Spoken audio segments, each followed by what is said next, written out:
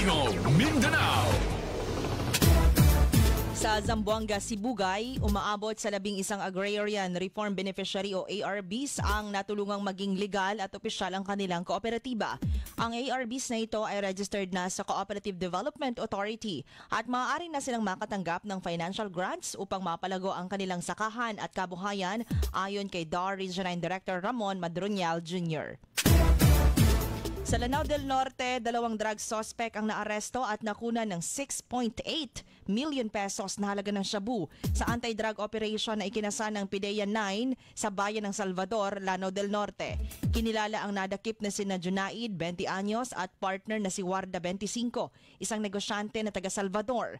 Ikinasa ang drug buy-bust sa barangay Maranding, Lala, Lanao del Norte. Sa Davao City naman, umabot sa 65 victim survivors ng prostitution, online sexual abuse at exploitation of children ang natulungan ng DSWD sa Davao Region mula Enero hanggang Hulyo ng taong ito. Kasabay nito, inanunsyo ng DSWD na ang kanilang ahensya ay nakikipag-partner sa DepEd para sa training ng mga school counselors upang matulungan ang mga school children in distress at mailayo sila sa pang-aabuso. Sa Basilan Province na aresto ng Maritime Police ang 2 mangingisda na gumagamit ng pampasabog sa paghuli ng isda. Hindi na kinilala ni Basilan Maritime Police Station Chief Major Giovanni Calie ang mga nadakip pero sila ay naaresto malapit sa Port Holland Zone 3 sa bayan ng Maluso.